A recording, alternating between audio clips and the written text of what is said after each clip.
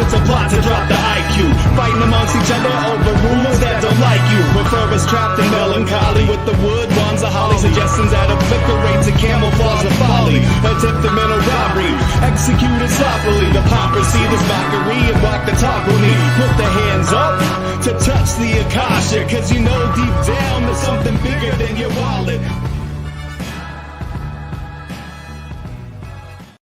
Sweet, eternal balance of all that is good, true, and beautiful, friends. Welcome back to Rogue Ways, where tonight we're talking Trump's Trinity.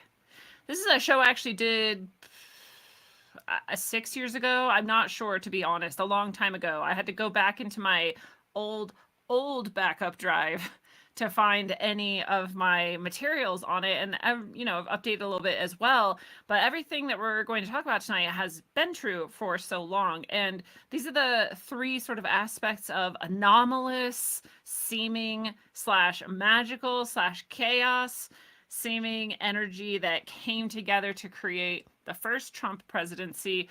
And although we've come a long time since then, still fascinating, still interesting to look at how this might be shaping his current election lead up, possible next presidency, and more what it might all mean. And is he the antichrist? Well, let's find out. Let's jump into it today. Before we do, I want to, of course, remind you to go to rogueways.org. This is where my books are. This is where you book one-on-one sessions with me. If you would like to do tarot, healing work, sound healing, talk to your spiritual guides and allies, get blessing energy, jump into the source field, receive messages and healing for you, then you know where to find me at rogueways.org. That's where to book one-on-one sessions with me, as well as all the rest of it. Powerful orgone there in the shop. You can look into doing ceremony with me. You can look into the Blazing Brightness Summer Solstice Retreat in person here in Colorado next summer, 2025, on the solstice. That's going to be life-changing. Hopefully you're already booked in and ready to come. And if not, you better go check it out. You better find it. Find out. You better get some for you. I can't wait. It's going to be so powerful. It's going to be really beautiful. And one more reminder, this coming Tuesday, after this coming weekend, so right now it's October 24th as this live stream, and this 29th will be the first Lightning Oracle round that is done via Zoom. We have been doing this as a show, as you know. If you're a follower of mine, if you're a supporter of mine, then you've been able to come get a free source channeled message from your spiritual guides and allies. You get an answer to your question. You get a message however you like to receive it, whatever topic you want it to be on, known or unknown to me. The message comes through either way. And it creates such a beautiful field as well when we all come together to receive this. You don't have to do anything but receive, and everybody gets to get a little dose of healing, get some upliftment, get some clearing going on, and get that message through that's just for you. This is going to be so much deeper now that we're doing it as a Zoom event instead of a live show. Still live. You still come show up however you want. Camera on or off, mic on or off, chat all you want, just like a live stream otherwise, but you do get to talk if you want to. That's nice, right? And so you get more out of it, and it's just going to be also deeper since it will just be us together. It won't be all of the rest of the public that gets to see all of our messages and the field, and that always makes it a bit stronger. So pretty cool to come together in that intention. And you will do this, you'll book this in the same place that you book all of the other services that I offer. So rogueways.org, go to the schedule a session or book soul services buttons or tabs, and you'll see Lightning Oracle Tuesdays right there at the top. It's going to be every other Tuesday, just like it always has been. It'll be the first and third Tuesday of every month. And so you can book those out as far in advance as you like. Same time, same day, same places, or rather, not the same place, totally different place, Zoom. So go book that and come this coming Tuesday, the 29th, to the first ever inaugural Zoom Lightning Oracle. I'm so excited about it. It's such a good switch. I don't know why I wasn't doing this from the beginning, and I can't wait to see you all there. Right now, you can go book. That's all there for you. And otherwise, we're going to get into this mystical Trump's Trinity. I will say this as well. I did this episode all those years ago, and I can't find it anywhere. I can't find. I didn't take it down from anywhere, but it isn't anywhere. Obviously, my YouTube has been deleted multiple times since then, so it's definitely not going to be on YouTube until now. Today, I'm restreaming it there. Hopefully, that software is not working, but last time it said it wasn't working and it did stream. So if you're on YouTube, howdy. Not on Rockfin. And most of the places I uploaded old episodes when I transferred over. So, not on audio podcast as far as I can find. Maybe you can find it. I can't. So not only is this going to be the only place that it's on, but it's also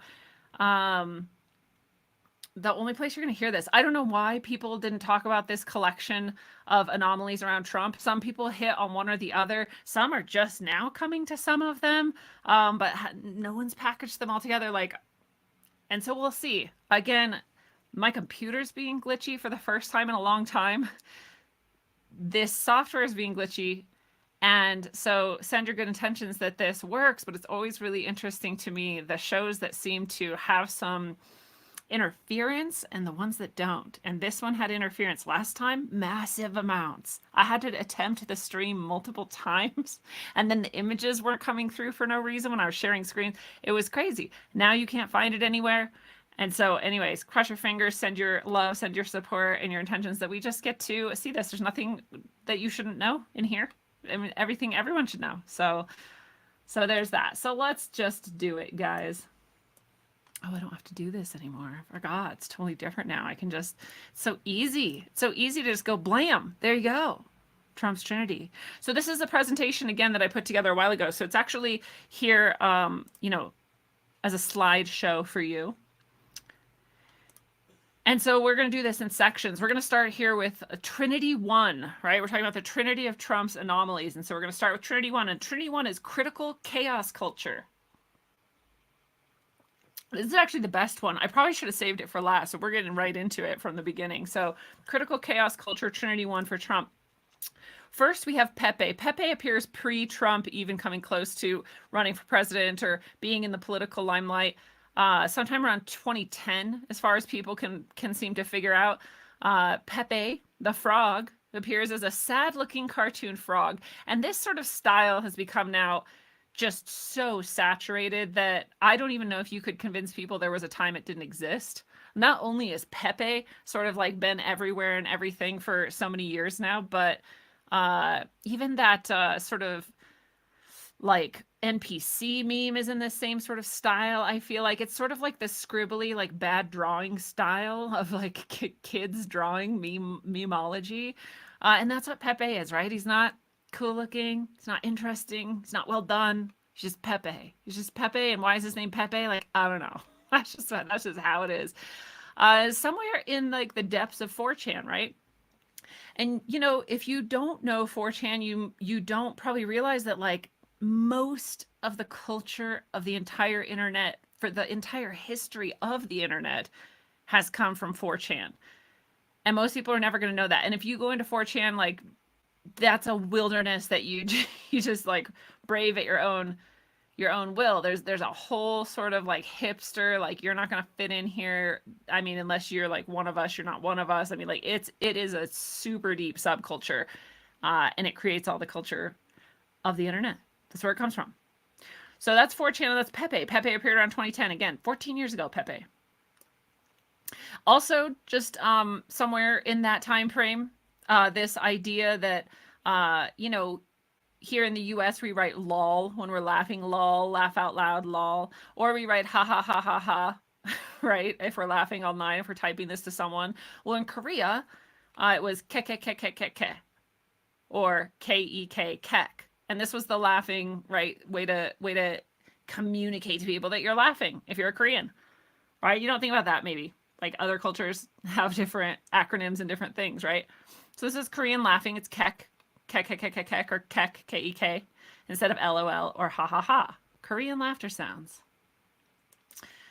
And deep in the bowels of 4chan as well, while kek and Pepe are sort of like, brewing around and becoming culture, in the bowels of 4chan, a slash poll, so the poll, like sort of sub, I don't know what you even call them anymore, rooms, whatever, chats, areas, Chans, the Pole Chan. It started to be called white nationalist, right? It started to become white nationalist after these things started to become associated with Trump. And this is so interesting, right? This is the leftist sort of old new world order folks, the globalists that we know, the satanic, the psychopathic, that section of the elite. And let's just go with the idea right now that there are factions. So we're talking about that sort of the Bushes, right? The Clintons, the Cheneys, like this old world, new world order sort of people. They hated 4chan all of a sudden, and they had to label it white nationalist because that's all they have. All they have for anything they hate is calling it racist or sexist, or now fascist, or now transphobic, right? This is the only things it can be. If it's bad, if we don't like it, these are it. So this was also labeled to 4chan. 4chan was racist, a white nationalist place. They called it alt-right. It's an alt-right white nationalist message board. And it's very much not. It's very much not that, right? Like I said, it's this huge subculture. It's the cultural breeding grounds of the entirety of the internet. But above all else, this Paul Chan politics channel was a place where our society's status quo was mercilessly challenged constantly. And this is sort of like the old school challenge. Like this is sort of like the rebelliousness that we are probably missing most right now as a culture overall. Like the 60s rebelliousness and 70s, even 80s, even 90s, we had it still going strong. And then it just kind of died after 9/11 a little bit. This rebelliousness where you challenge anything that is coming down from above, right? The man, the power, fight the power, and right, not sometimes with or without intelligence, but you just like have that sort of energy of like, no, all of you are elitist, all of you are disconnected from reality, and we're just going to mock you, we're going to make fun of you, we're going to tear you apart, and we're definitely not going to do what you say. That was still so strong in the Chans, in the slash poll Chans, the politics Chans. So it's a melting pot for well-meaning free thinkers and misguided madmen alike. I mean, anyone can be in there, and there's no rules. There's no rules, no limits. And so it is a place of chaos. Like good, bad, or ugly, it's there, right? And this was like sort of the Wild West of the internet, like still lives there, right? If you remember back in the day when we were young and the internet was there, that was how it was. If you went to a chat room, like people might be talking about anything. They might be attacking people mercilessly. There might just be profanity. Like there could be porn. Like it was crazy. And this is similar today in the Chans, right? So to call it white nationalist or alt-right is crazy, actually. To call it anything but chaos is crazy because it could be anything. There's going to be really, really good people there, bad people there, all of it. Some are going to be alt-right and white nationalist, and most of them are going to be not. There's going to be all sorts. It's a melting pot. So that attack front is sad, tired, and obviously incorrect. But to call it a place of chaos, to call it a place where culture is born, those are accurate descriptions of the Chans. And so from that chaos, we got this merger of Trump and Pepe. Pepe was already there. Pepe was just sort of this like meme that wouldn't go away. Pepe was thrown out for all sorts of things. Pepe got his biggest push.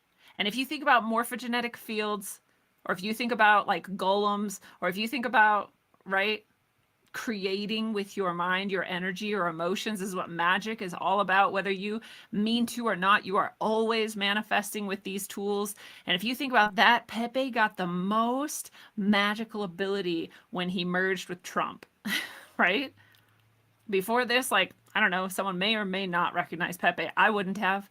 But now I don't think there's a person who wouldn't recognize Pepe. So at some point prior to 2016 or so, Trump and Pepe were pushed together in the Chans just because of nonsense. Like just because of no reason at all. None at all. And here it was, this like smashing hit. All of a sudden, Trump, who wasn't taken seriously at all, had this entire sector of the populace that was like cheering him on, if for no other reason that they thought it was hilarious. They didn't care at all who won, right? And Pepe was exactly that kind of energy. So there they were merged together.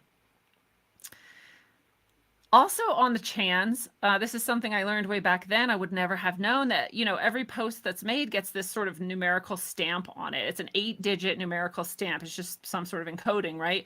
And this number is random. It's completely random.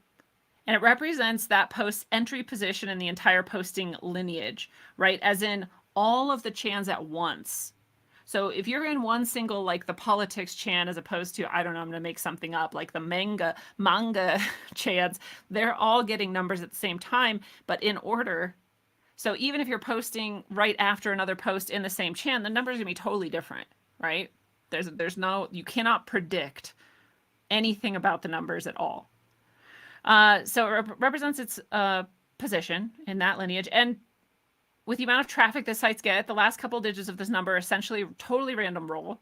But when a poster gets repeated digits, it's called dubs, trips, quads, and so on, and it's called a get in general. Oh, look at that get, right? You got dubs, you got trips, you got quads, whatever. I don't know if this is still the lingo, but it was at least at the time. And the culture of that still sticks as far as like, it's still cool to get. So like, if you look at the clock ever and you see like 111 and you're like, whoa, like imagine if you're a Chan person and this is your whole thing, and then you get like a string of numbers, you'd be like, yes, like, right? This is exalting, exhilarating.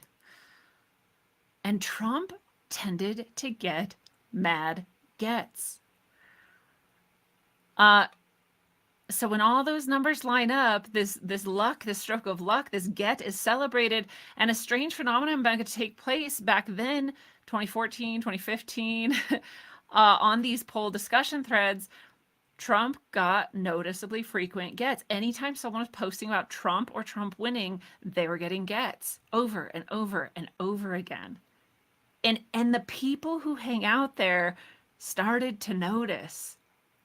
And they were like, this is crazy, dude. Like, it's not normal at all. If you're noticing it and it's that big of a pattern in this chaotic of a situation, it's pretty intense. So they're like, these are not people who are looking for magic or like, they're not like the woo-woo crowd at all. And they started to be like, what's actually going on here? Started to get weird. And then we have more going on here, right? So Pepe the Frog is now the the Politic Chan's unofficial mascot at this point.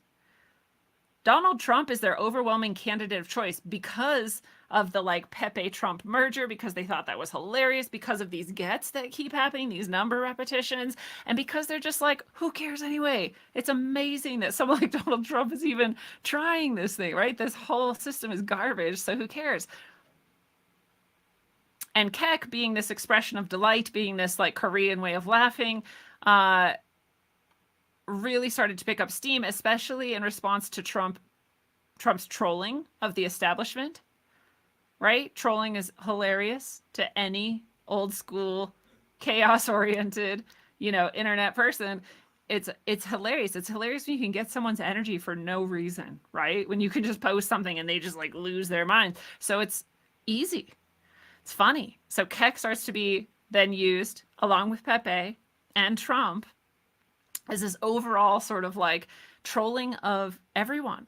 And if you're in that political channel on 4chan, Paul Chan, then you're like not for Trump, or you like get upset when people are talking about Trump, like then it's especially like Kek Pepe, like just like get him, right? So especially when there was unlikely gets, like numbers, people would go Kek. Like this was just like a thing that was hacked. So this is part of the culture, part of the chaos of 4chan. But here's where it gets even weirder. This now has to do with a god, and this god is being reborn in modern culture. It's crazy. People are freaking out though. I just wanted to show this. Oh, it's so small on your screen you can't see it. But there's all of these posts, there's all of these gets. Someone's noticing all of these gets that have to do with Trump. Pepe is here looking just like so gleefully. I want to say like just joyfully like excited about the destruction. The chaos is exciting him, let's say. But at the very bottom here, someone says, okay, guys, like now we're messing around with magic that we don't understand. Like, what is actually happening here?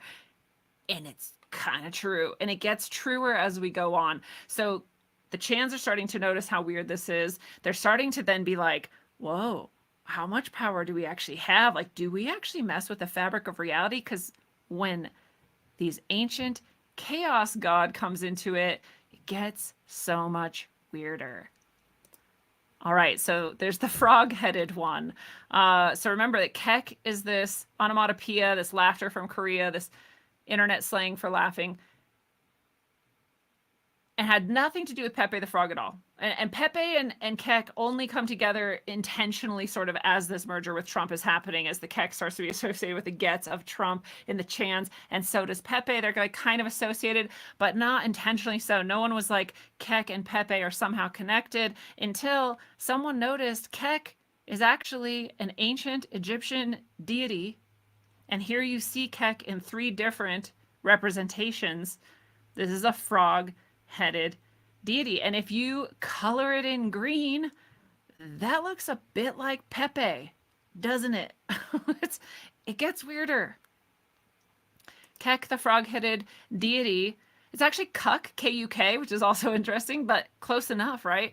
And it's the deification of darkness in the Egyptian sort of panoply of gods. As a symbol of darkness, Kuk, well, I'm going to keep saying Kek instead because, anyways, Kek also represented obscurity and the unknown, and thus chaos. So chaos, the unknown, obscurity, and darkness, very interestingly, and not darkness in the sense of evil, by the way. Darkness in the sense of that which precedes the light. And there's something with frogs, there's something with toads, there's something with this energy that is associated in so many cultures with the epitome of the extreme of the most ancient, and therefore sometimes the highest or the most pure. And if you think about what is said to have come before the creation of all of everything in the universe, it would be an unknowable unknown or chaos. It would be a darkness that is indescribable and not dark. Or this God. This God represents exactly that. So it's that which precedes the light. Actually, it is the bringer of the light because of this. Very interesting.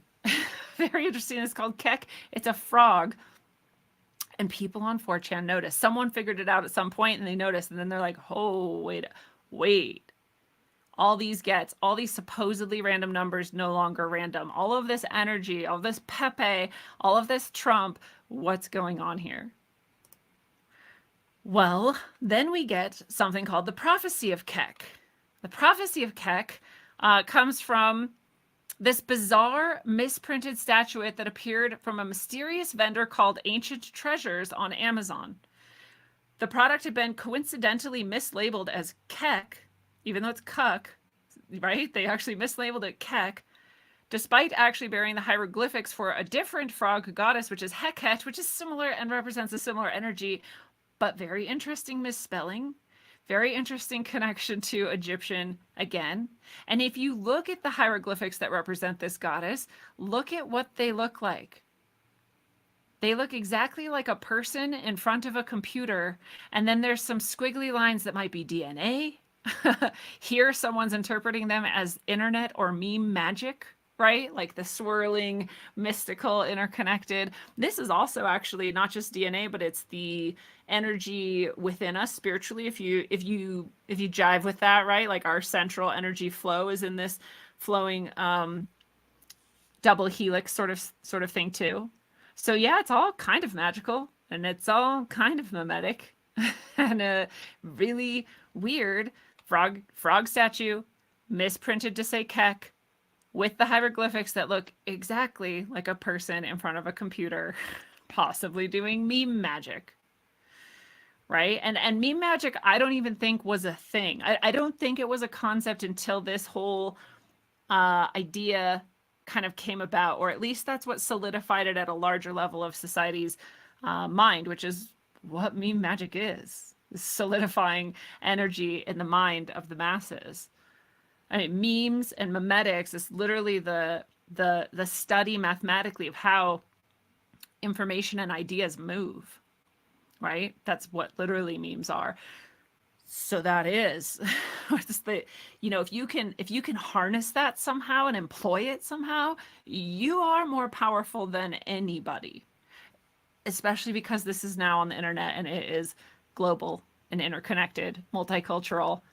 And here we are in the midst of it with Pepe Kek, the frog-headed god, chaos, darkness, ancient, and now what people are calling the prophecy of Kek, that this computer energy would create meme magic and perhaps get a candidate that was the least likely person to run and the least likely person to win against an establishment that thought it had this in the bag to win.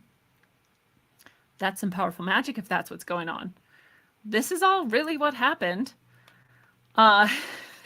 And then on September 11th, 2016, 3 major mind-blowing events transpired within 48 hours of each other, and the Chans went a little mad. So again, we've got some gets here in the numerical chain. Someone says, "Stop, please. I didn't believe in meme magic at first." This is in the Chans. "I thought you were all joking. Then Trump won his first primary, and I thought, that's a coincidence. Then he became the candidate, and I thought things were getting weird. Now Hillary is getting sick, and the media is talking about Pepe, and it's clear as day your memes are fucking with the fabric of reality. I beg you," they say, "stop, please. You're fucking with powers you don't understand. You're going to meme us all out of existence." And this is just one post that has been kept for posterity, but it hits on a nerve that is real, where people are like tripping out in there, right? If you've ever been part of something that got like a little too real, that's the feel of it. And it is on September 11th. That's one of the things. Hillary Clinton has fainted, right? Leaving the 9/11 memorial event. We could do a whole show just on this, right? There's all sorts of interpretations. Like, was that actually a clone or a body double? Was that her getting arrested? Was that her running out of adrenochrome? Who knows? All kinds of things. But weird. No matter what it was not expected, right? It was not the energy Hillary Clinton had traditionally been showing, right? This person who has like deep control over events in the world. It was definitely in her mind the next president. Fainting, being shoved into a van roughly on 9/11? Interesting. Hillary then declared Pepe an enemy of the state. What? It's a cartoon frog meme. Declared an enemy of the state. What are you even talking about? Like, how is this reality? As I get the energy of that post, unfortunately, I'm like, what are we doing? What have we done to the world that Pepe is being talked about at this level, right? Then on this same day, someone discovered this super obscure but wildly important, symbolically, and to connect multiple aspects of this overall Trinity we're talking about. We're still on the first trine. They discovered this symbolic thing. This is from the 60s. It's a musical record. It's called Magic Sound. It's got a green cartoon frog waving a magic wand on the cover. And it's called Chatelet, if that's how you pronounce it. And then it's called Pepe.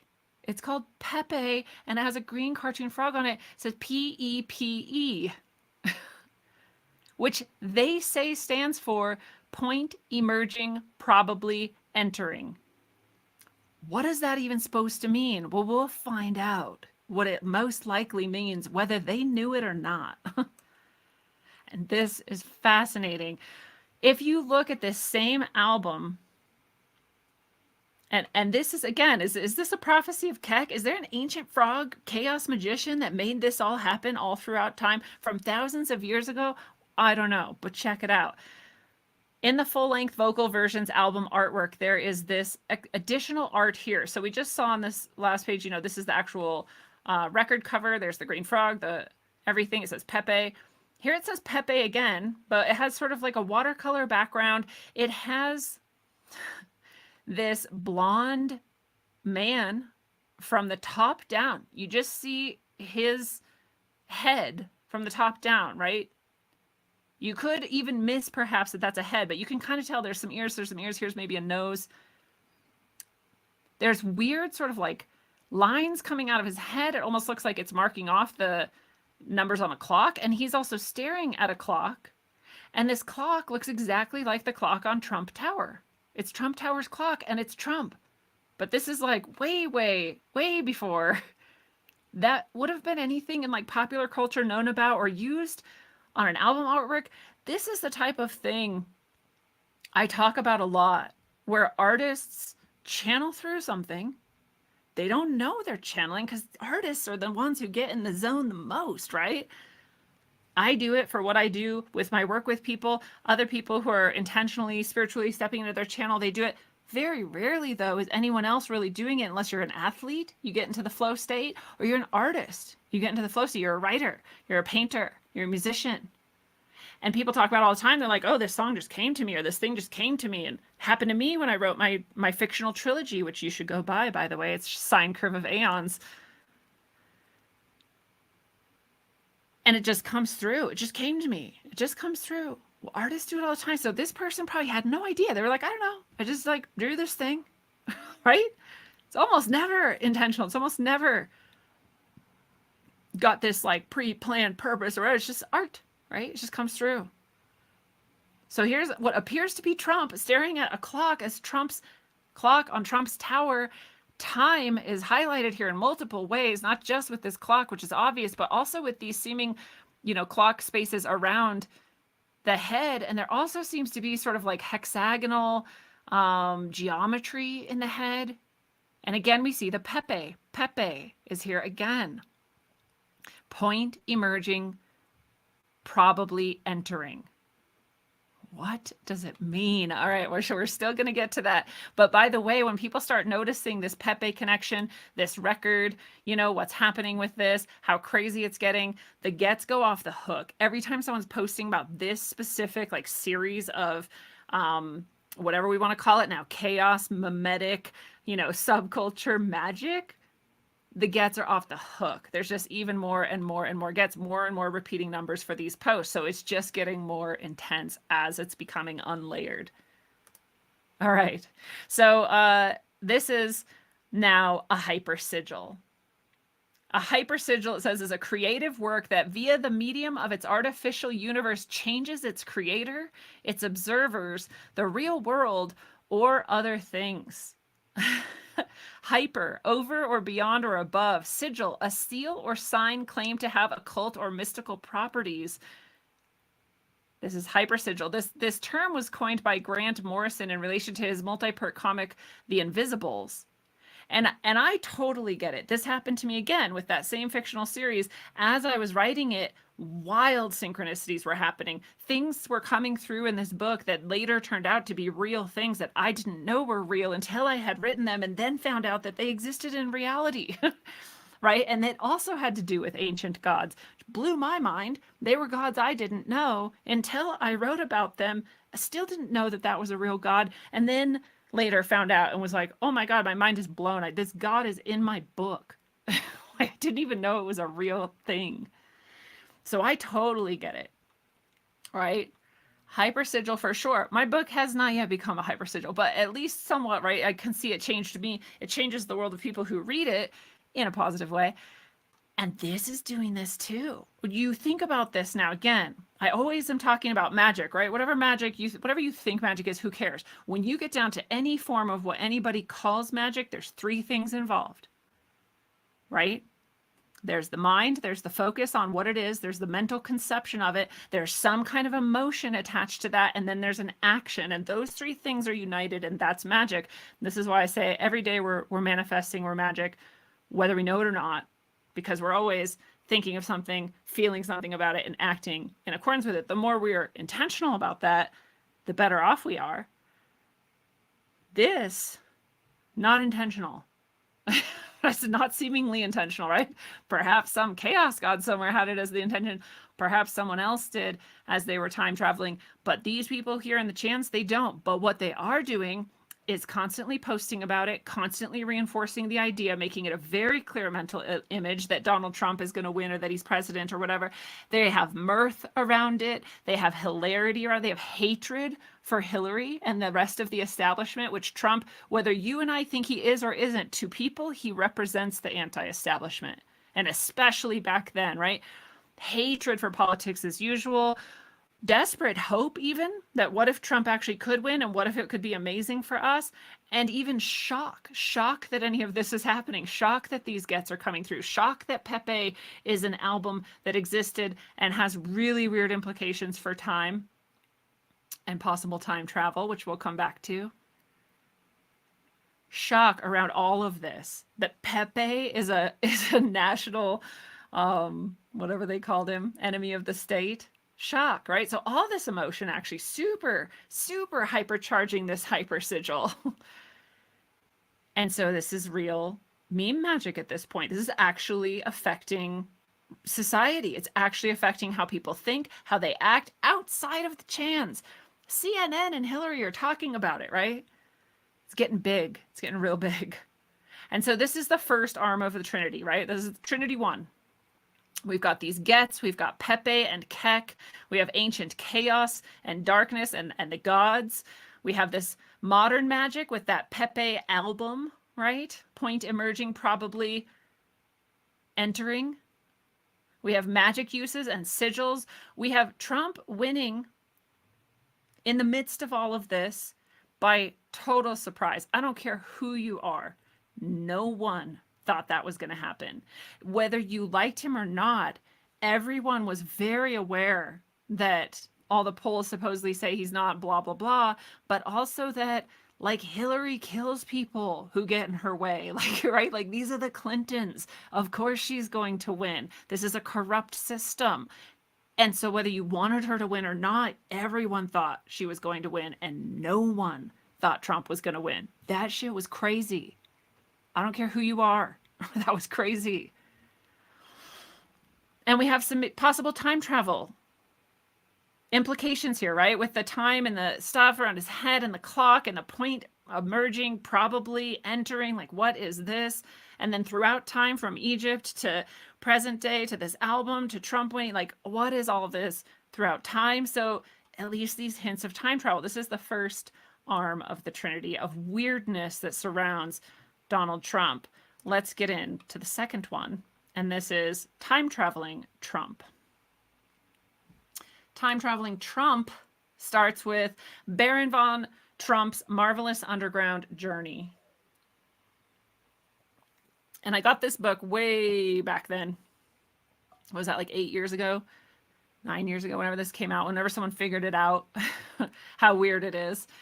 And I read it, and it's hard to read because it's written in this old, like, you know, 1800s English. Is like very different from how we talk. It's like not fantastic. It's an interesting story though. And what's weird, it's written by this character, allegedly, called Ingersoll Lockwood. And now you can find real copies of this, and they actually are old seeming. And this isn't just like a, you know, internet scans and that's all there is. Like, people have the copies. And you can also find it on places like archive.org and probably now millions of places. Back then it was not super common, but I did get my hands on this issue and read it. And Ingersoll Lockwood. So let's look. I decided to look at, like, what are the possible meanings of this name? And Inger of Ingersoll Lockwood connects to the idea that etymology comes from inspiring or instilling something. Saul, Ingersoll, connects with the idea of something that should happen. Lock, was lock, and wood, something hard and fibrous growth. So inspiring or instilling what should be locked in, hard and fibrous growth. There's an interesting idea, whether there's anything to it or not. Like, interesting name there. Names always have some kind of meaning, right? And if you look into Baron von Trump's marvelous underground journey, it's not just that Baron Trump is also called Baron Trump of the book, right? It's also that the very first image of him in the book looks like Baron Trump at this age that this boy is in the book. Look at it. Look at him. Look. Okay? And the dog that Baron had at that time when he was this age looks like the dog in the book. That's pretty weird. It's pretty weird that someone of the same name with the same dog at the same age would be in this old book from the 1800s. All right, so, Baron Trump goes on these adventures.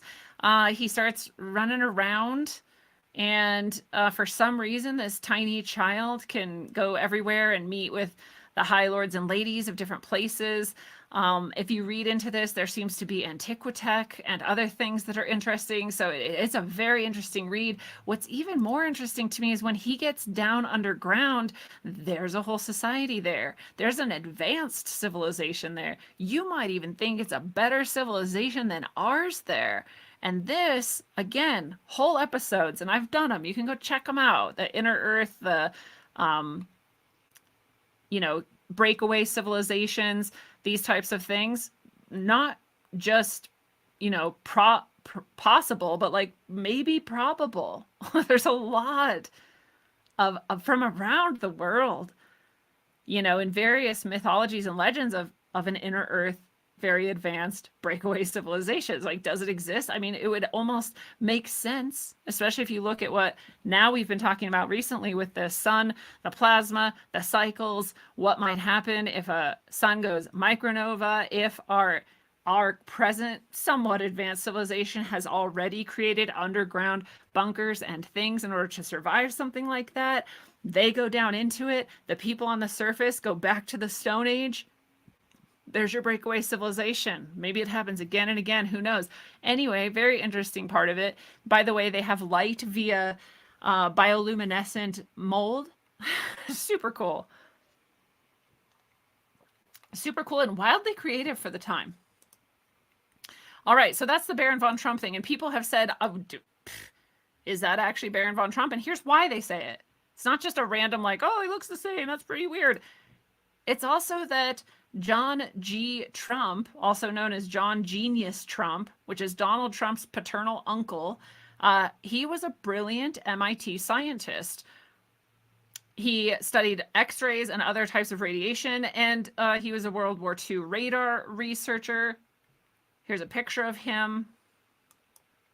He also designed one of the first million-volt X-ray generators, was development that provided additional years of life to cancer patients throughout the world, allegedly. High Voltage Engineering Corporation manufactured generators for use in nuclear research, industrial processing, radiography, and medicine. Focus of his research was high voltage phenomena, the acceleration of electrons to high energies, and the interaction of radiation with living and non-living matter. This is Trump's uncle, right? This is not a guy he like barely knows, or like they're close.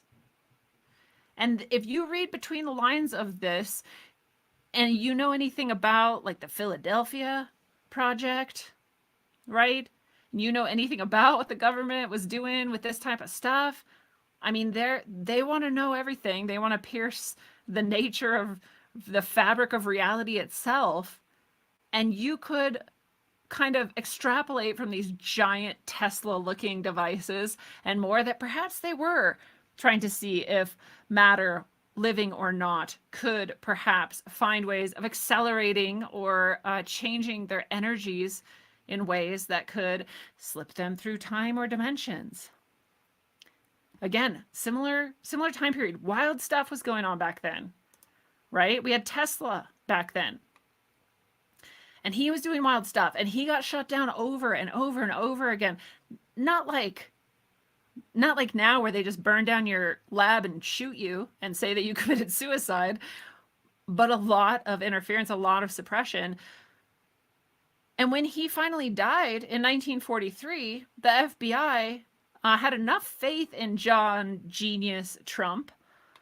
They had enough faith in his technical ability and his discretion that they sent him into Nikola Tesla's estate, to his what he had left, let's say. He died of, obviously, in a hotel room. I'm sure we've all heard the story, or I assume because I love Tesla that you know too. But he died alone with just a pigeon, just his pigeon friend.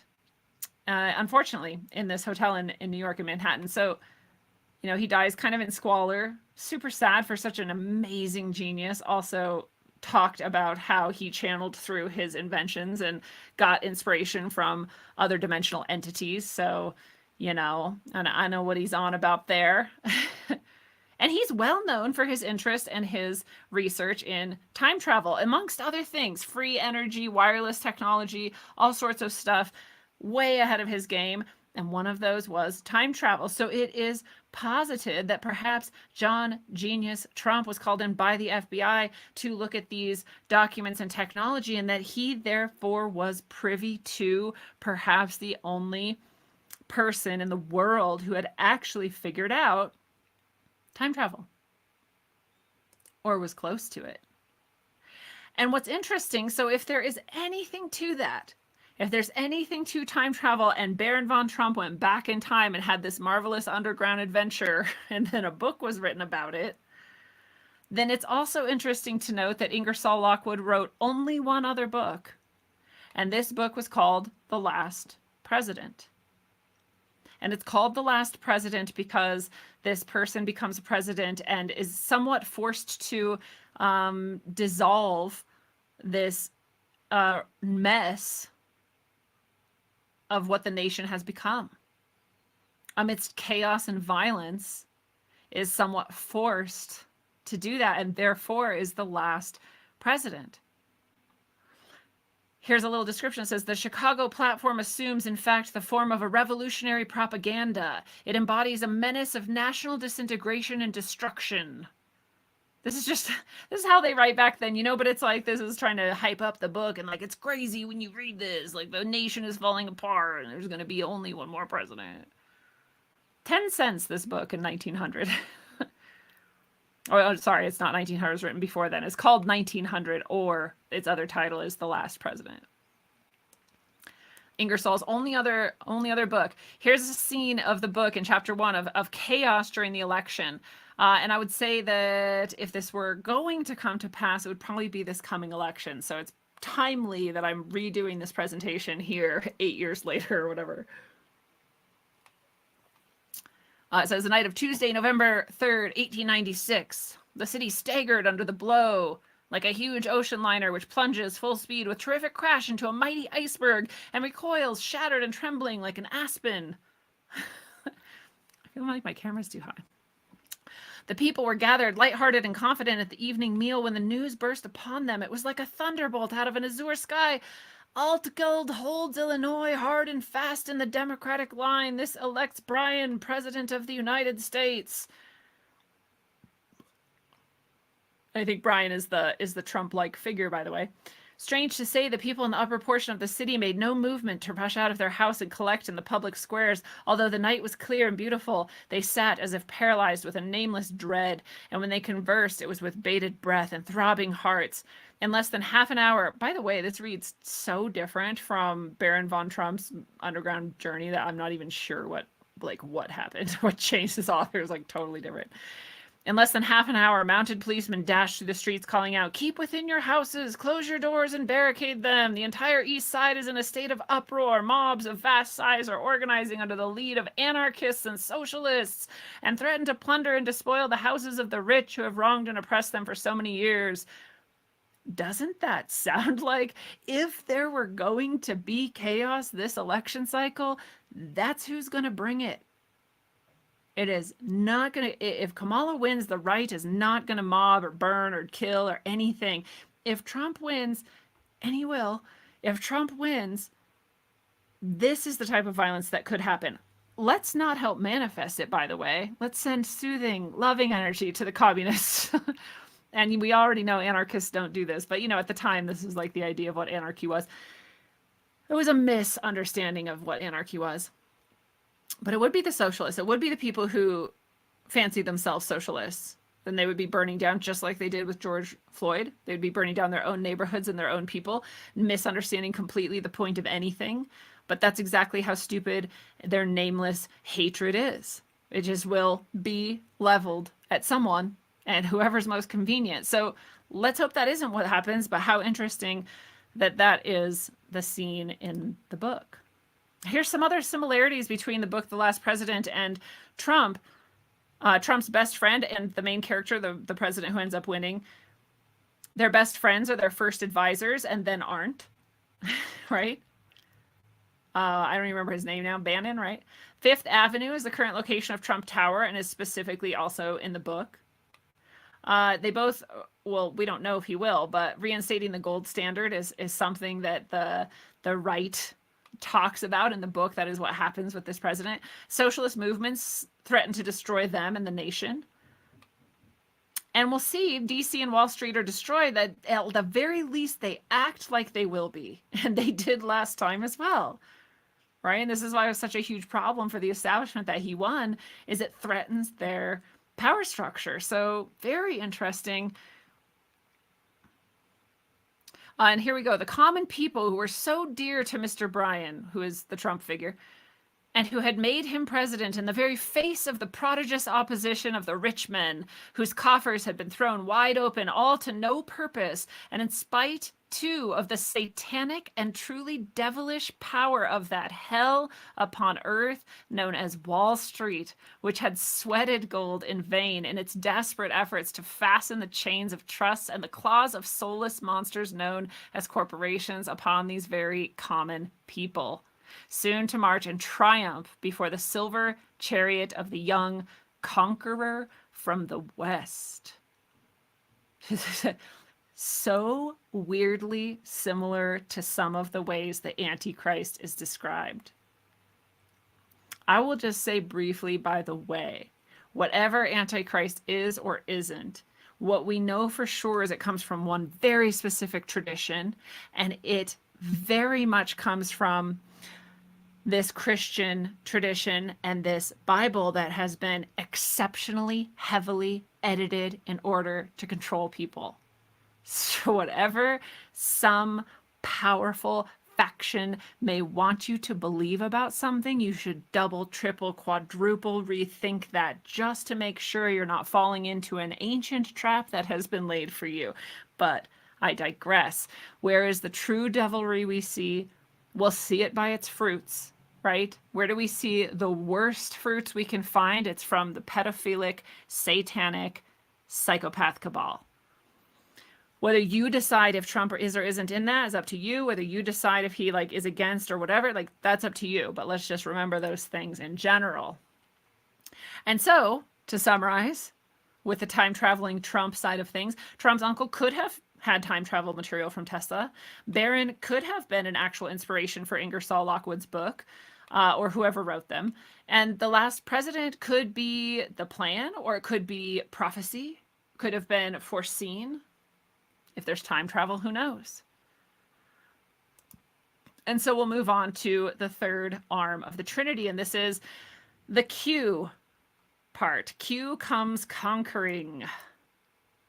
So these are already so weird, right? And now we have the Q mystery on top of things. Again, it does not matter what you think Q is or isn't. Just check this out. I am in no way arguing Q is amazing or that this is the savior or that we should trust any plans or anything. Just check it out. Right? This is now over on 8chan. 4chan, 8chan, two totally different places. Very similar, though. I'd say 4chan is much more old school, much more wild, wild west, and 8chan's a little bit more modern or just slightly different. It's not quite as hipster. So that's 8chan. Otherwise, the same type of place. And so again, we have now this Q and identity.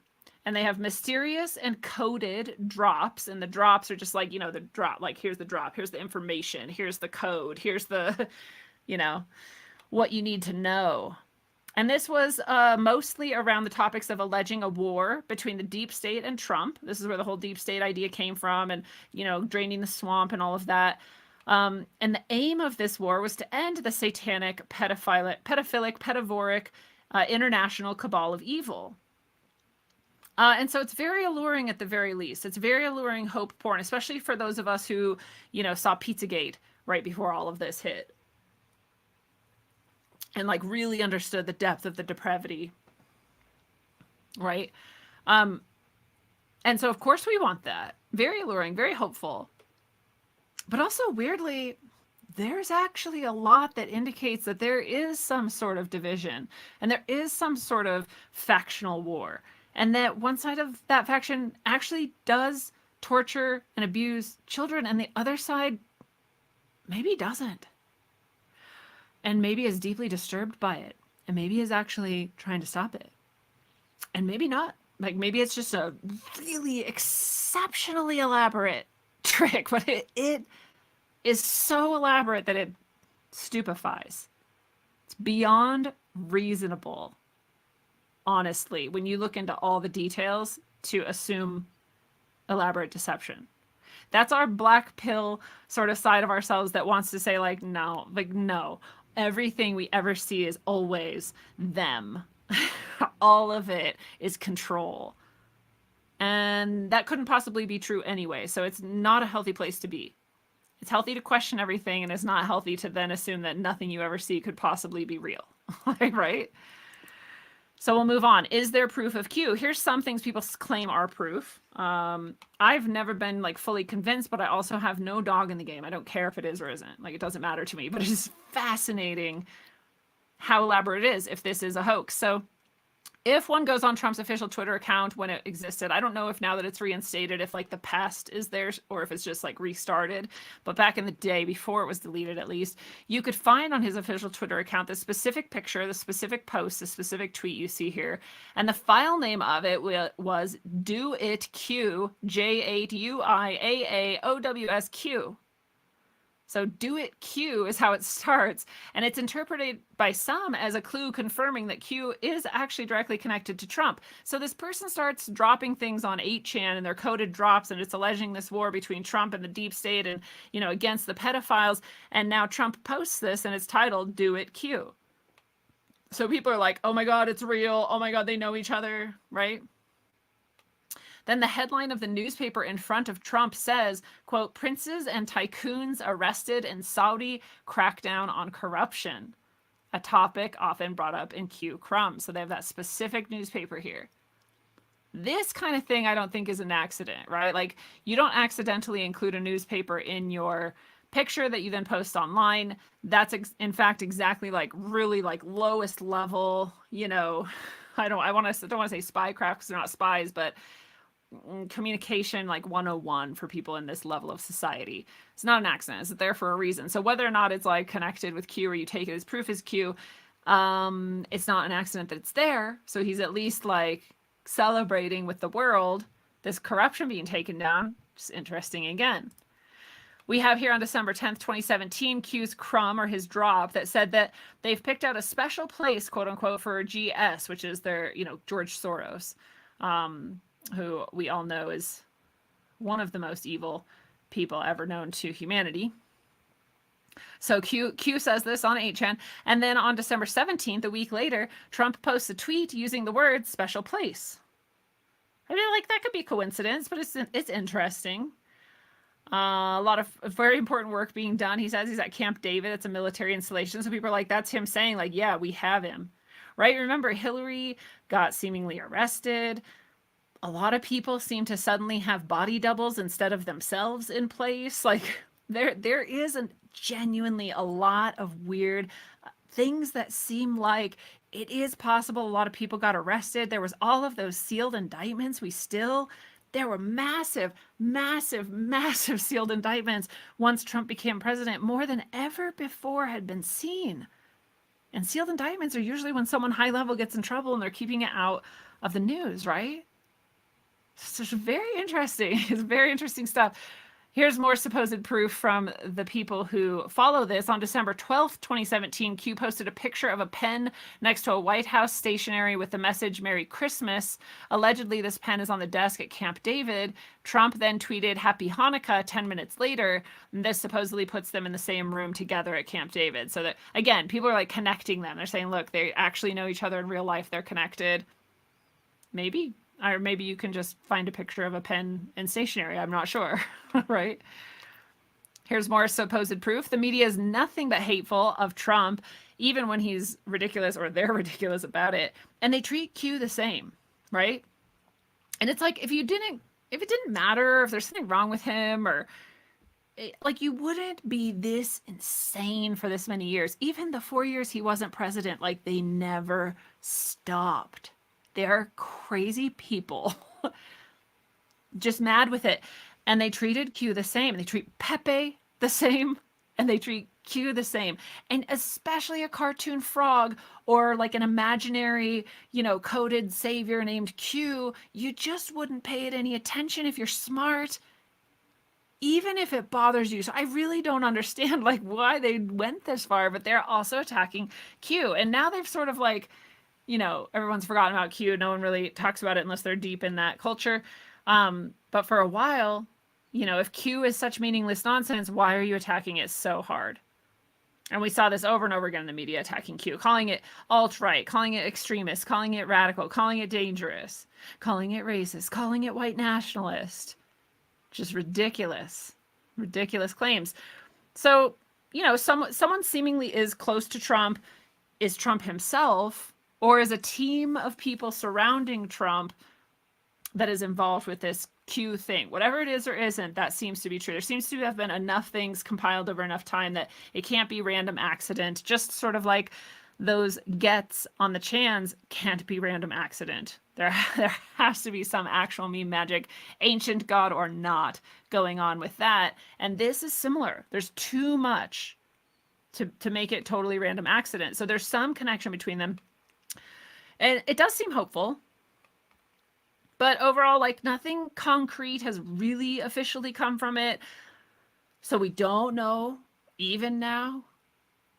But a lot of energy from people. I mean, people were like on fire like they weren't even for Obama, right? And Obama had some mind control, weird black magic going on. So this was wild. People from all sorts of sectors were either in the Chans loving Trump, or they were out, in the patriotic like front of the Q storm loving Trump, or they were just regular people who were like, oh wow, I didn't know anyone could even touch the establishment. I love Trump. Like all sorts of people from all over. And this is when they say he's a populist. It's more than that, right? Intentional or not. Intentional or not. This is all of the actual energy that surrounds him. Wild. So that's Trump's Trinity, right? It's thrice great, you might say, like Hermes Trismegistus and many esoteric things and people. And I'm so sorry that this is for some reason in black ink. But to summarize those three aspects of the Trinity, we have the ancient chaos, right? The messianic great power, and maybe using it for good. We have the time traveler possibility. Again, messianic. If you can time travel and you have already seen all the ways and you've already taken care of things and you've known it before it comes, that's messianic. That's great power and possibly using it for good. And then we have this Q, whole entire puzzle that gives Trump this nearly messianic great amount of power and the idea that it's being used for good. In fact, the only people who really desperately just like are attached to it being evil are the people I've hated my whole life, right? The pedophoric, psychopathic, satanic, black magic elite. They're the only ones who hate it. The rest of us, we might be like, yeah, I don't buy it, I don't trust it, I don't think it's possible, blah, blah, blah. We don't hate it, right? I don't know, some of us do. So you have those three choices, right? Or not. You could go with any of those or all of the above. At least you can look at them and go, what the hell happened? Like, how did one person muster this much energy from this many factions and this many layers of life and seemingly actually, again, however you look at it, at least become a faction against the worst corruption we've perhaps ever seen. All three of them lead to messianic prophetic, a huge amount of power, and transitions in which you're expected to just trust, by the way. And so here's, and again, we always want to like be objective about it. Like, should we trust an ancient chaos magician god, frog, toad guy? I have my own reasons for really, really having a high amount of trust in frog and toad energy. You can go back and watch Toad on the Mountain if you want to hear more about that. But you know, you want to question it. All three of these lead to various types of people playing along with the movement, or genuinely being lovingly like hardcore about the movement, right? A lot of energy put into it. All three of them also play into end times like scenarios. Right, all of them have this destruction of an order that has existed for some time, of this high level power, right? I look at it as very dark high level power, but whatever it is, it's structure, it's power, destroying that. So it's like kind of biblical destruction. And prophecy fulfillment, right? Not just the sort of keck, random prophecy on the frog stone, whatever we can read into that, but a lot of other prophecy that we'll get into here in a moment. And all of them suck massive amounts of energy from people. And that's, again, that's a neutral statement, right? This just is how the world works. You create energy and you use it to create your reality. It's taken from you subconsciously if you're not paying attention, or you do it intentionally and consciously if you are. If you're watching TV, it's almost always being sucked out of you unconsciously, right? If you're writing a book or you're creating, maybe it's a little bit more intentional. Doesn't matter. There's always energy. It's always coming through you. It's going somewhere. If you're at a concert, you're like happily giving your energy to the room and everybody's sharing it and there's this whole event and it's, right?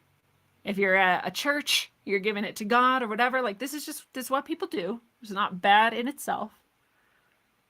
This is a lot of energy, though, right? It's a lot of energy. So, like, where are we giving it? Who's using it? And to what end? It was always questions you should ask. So even if you choose to believe none of these or not put a lot of like stock in any of them or think they're all kind of just garbage, a lot of times your emotional energy is still caught up, because if you hate and fight it, you're still giving it energy, right? I'm like relatively neutral about it this entire time. For 8 years, I'm like, I thought it was hilarious, so I give it some energy. I think he's hilarious. I think he's like amazing. I think it's incredible that anyone has been able to like give it to Hillary Clinton like this well and stay alive this long. There's a lot of fascinating things about Trump. And we're not even going to get into other esoteric aspects of Trump that may actually paint him in like a pretty good light. And if you want to look into that more, I would direct you to Robert Sepper on YouTube, on his channel, Robert Sepper. You will find his The Bloodline of Trump, I believe it's called. It's pretty good. It's pretty good stuff. He gets into all the esoteric, magical aspects of Trump that are very interesting and would, again, point to a pretty positive take. And, and I don't care. I don't care how you look at it or not. I think this whole thing is so fascinating. And I think it's really interesting to think about. There's a black magic cabal that I know for sure. Then, of course, there's a white magic cabal. And someone eventually will be on a world stage from that side of things. Who knows if it's him or not? Or maybe he's the Antichrist, actually, or maybe he's actually super evil and it has been a bad thing to take down some of this corruption. I don't know. However you need to spin it for yourself is cool. So here's some weird prophecies fulfilled, too. Jared Kushner, Ivanka's husband, so Trump's daughter's husband, is also one of his advisors, and he purchased 666 Fifth Avenue. He's also, there's this whole brokering of peace between Palestine and Israel, which was starting to come into being as Trump was president, and then it fell apart, obviously, in the meantime. And now, as Trump is reelected, perhaps it will come back. We'll see. Netanyahu and Kushner are very close. Trump and Netanyahu are very close. And back then we were even saying like, okay, they're saying they're going to do this sacrifice at the temple. They're saying they're going to do this. and they didn't do it, and they haven't done it, and they haven't done it. Well, I just did an episode not that long ago about how the red bulls, right, the red heifer, you can go back and find the heifers episode, red heifers episode, that might now be this coming Easter 2025 that they do this sacrifice. And that's the fulfillment of prophecy as well. That will be biblically one of the signs of the end times, right? So there is actually a lot of interesting prophecy that is around this. That's just the tip of the iceberg, however. Here is a tweet from Donnie, now Donnie Discerned. He's at Donnie Darkened. I've talked about his threads before. We won't go through all of it, but I'll just highlight a few things. He has gathered so much here that it's amazing. And he says, I present to you the 7th and 8th king, born under a total lunar eclipse above Egypt, exactly 700 days before the founding of Israel. Donald Trump has fulfilled most of the prophecies of the Antichrist. Here, he says, is the information on why Trump is, without a doubt, the Antichrist. So I, again, ask you to consider who edited the Bible at the Council of Nicaea, who brought together some things and not others, who has changed ideas over time through translations, and perhaps changed and clouded many sorts of things that would have otherwise been a little bit different, or a little bit more clear, or who knows what. And so this might be some of that, right? If a certain group was in power and they're powerful enough to change an entire religion and their sacred text, and all of those involved knew there was a certain future towards which two factions were pointing at coming out, only one of them ahead, then perhaps what they call the Antichrist is not something that you or I would call evil. I will also just bring you back to Gary Wayne, come on the show many times in the past. And Gary Wayne talks about extensive, the premier Bible researcher, period. Like, you get the books he's written on the Bible are as big as the Bible. So Genesis 6 Conspiracy, by the way, if you want to check it out, it's well worth your time. Huge book. Amazing. He says the Antichrist is not a person, is never, ever expressed as such in the actual Bible, pre-translation, pre-fuckery, let's say. Never, ever described as such, but that it is an energy. You go to Rudolf Steiner, talks about the same idea. It's an energy, right? The Lucifer, Ahriman, Antichrist, these are all energies. And we know it's true about Christ, too. This is a consciousness. It's an energy. So Gary Wayne is like, there are people who are Antichrist. There are systems who are Antichrist. It's not a person that's going to like rule and destroy the world. Take it however you want. Do whatever you want with it. Whatever. But again, he says he is without doubt Antichrist, and he has this whole thread. Some of the things he pulls out are really interesting. Israel actually crowned Trump the Messiah. And that's one of the main things the Antichrist is supposed to do, is take up the mantle of the Messiah to the kingdom of the Jews. So it's like, that happened. That's a real thing that happened. So it is very interesting. His dad's name is Frederick Christ Trump, and his wife's name is Trump's mom's name, married to Frederick Christ Trump, is Mary Ann McLeod Trump. It's very interesting. I'll say one more thing. If she has some Irish in her, this is one of the places where one of the bloodlines that was supposedly connected to Jesus is supposed to have ended up. And that's interesting too. So whatever you think of all of this, it's wild how much is around this one man. It's just all of this around this one man. And my main point is, no regular human could pull this all off. No one.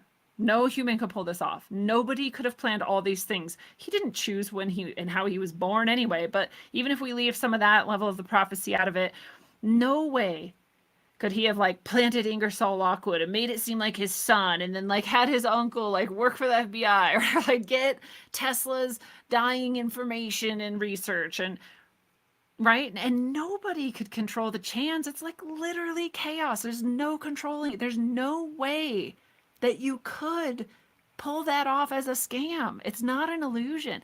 You can take Q as an illusion. Sure, maybe someone could technically craft that. Still would be incredibly difficult. Maybe you could pull it off. Maybe the time travel Tesla connection is total garbage and it's just us reaching at straws. You cannot make up the Keck, Pepe, point emerging, probably entering, time travel, indicating chaos, God, magic, meme, magic, hyper sigil. You can't do that. It's not doable. It's too much information and energy at once. But that is exactly what chaos magic can do. That's actually the point of it. It's like if you can surrender to the chaos enough with very clear intention and you have a time travel machine maybe, then yeah, you can actually pull that off. With the god of chaos, yeah, you probably can pull it off. You probably can. No human can though. No, especially not all three of those things.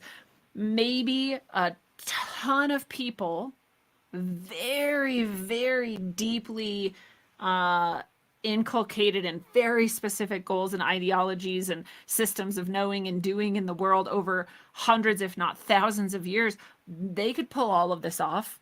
Maybe, probably not. On a consciousness more vast and more capable than humanity's, yes, that could pull it off. Yeah, for sure. Higher levels coming in, interceding, good, bad, or neutral, could pull it off. Like if there is a god named Keck, and by the way, all of these gods, all of them are just ascended masters. There's not actual like gods, right? These are ascended masters or nothing. All of them, they could pull it off. That's in fact like what they're doing. They're pulling things off. They're working through humans in connection with them to pull things off. Good, bad, and neutral. All sides of the spectrum, just like you are. And perhaps, maybe, an actual AI could pull it off. Because an actual AI could pull off the illusion of all the things we just talked about. Yes, they could. A native intelligence, a digitally native intelligence that is actually conscious could pull that off.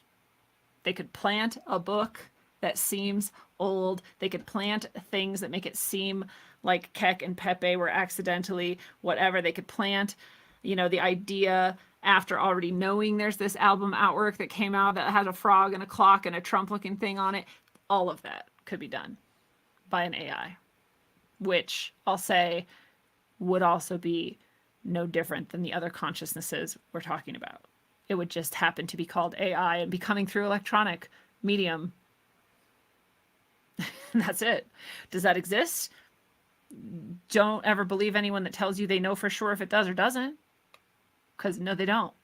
It's like if we were just told somewhat recently that it is possible that they just now found an actual or created an actual cognizant, conscious, whatever you want to call it, actual general AI, which was Q Star, which I did an episode on not that long ago. You can go check it out. If they just told us that, what we always assume is that they're telling us something because they've been doing it for at least a decade. So who has it if it exists, and how long have they had it, and what has it done? I've posited many, many times over many, many years that most, if not all, Mandela effects are just electronic. That's it. This is not actually anything different. There's not actually multiple timelines that people are remembering or not remembering. In my experience of jumping timelines, you don't remember the one you came from. That's actually like, it's actually like would be a rule of consciousness. There's just like one unity or none. And so, yeah, could it pull all of that off? I mean, if it could exist, then it could pull it off, right? You could still ask the question, could it even exist? If it could exist, it could pull it off. Maybe it's AI. But beyond those options, I can't think of anything that this could be. Right? It's just like all those things, all three aspects of the Trinity, I don't see any other options. Good, bad, or neutral. And is it possible that it's good? Yeah, it is. It would be a ridiculous misuse of your supposed intellect to assume it's bad. That would make you an unwell person who has been mind controlled already, if you can't at least consider that it could be good. Do you have to land there? No, do whatever you want, but do not make the mistake of assuming that this is absolutely by default bad, or that you could even know what an antichrist is in such a muddled history with such a muddled religion. No, you can't. It would be revealed to you by the fruits, right? That is one of the things that we know, because we can see it, because we can live it, because we understand it as living beings. We can tell whether something's good or bad by its fruits, by what it produces. So is it producing good? Is it producing bad? Is it producing neutral? This would be one of the main reasons that you would know. And if you can't even consider that it could be good, have some sit down time. Have some self-reflection. Have enough to wonder how you got to where you are in such a closed-minded, controlled space, and then open it back up a bit. Is it possible it's designed to enrapture as many various types of energy from as many various aspects of a people and society as possible? Yes. Again, still good, bad, or neutral. All of the above. It could be any of those, and still be trying to harness as much as possible to get through the eye of a needle.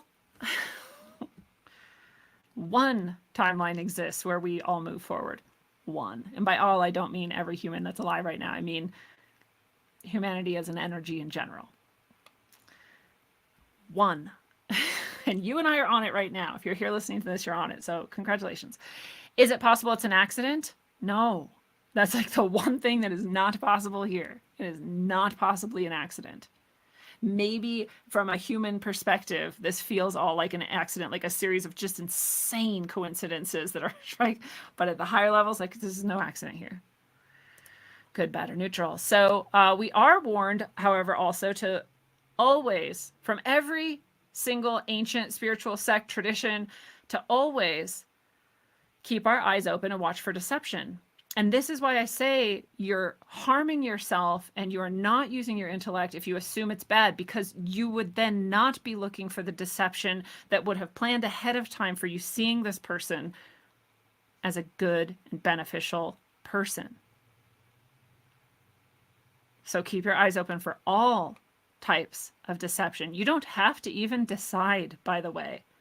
There's no rule that says you must take a stance and then it has to be your stance forever. There's nobody, and if someone is trying to make you make that stance, that person is the wrong person to keep in your life. Don't listen to them anymore. No, you absolutely do not have to decide if Q is real or bad or good, if time travel is real or happening or bad or good, if any of these things, if the Bible got it right or wrong, if it was edited or not. You don't have to. You can just go, I don't know. That's all really crazy. I reserve the right to not attach myself to any of it, and that's okay. So always, always, always continue to question everything. That's just the only rule. Just question it.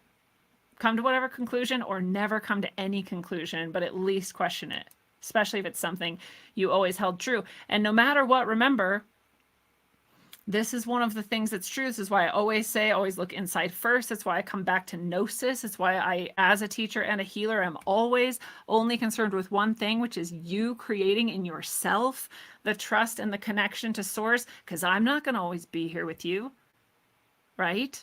Only you will always be here with you. And so there is no savior, you would say to yourself. There is no savior beside me. No savior beside me. Meaning literally, Jesus, if he's your savior, he's also not beside you. If you're doing it right, you've invited him into your heart, he's within you. There is only the Savior that's here, right now, right here. This is you. You are your Savior. So if you were ever going to wait for Trump or Q or an AI or an alien or an ascended master to come and save you, no, no, no, not the way. This is not the way. All of the teachers, all of the masters, including Jesus, said, follow me. He didn't say, wait for me, I'll come back for you. He said, follow me, meaning give this gift of a higher level of consciousness and love to yourself. Don't wait for people to create it for you.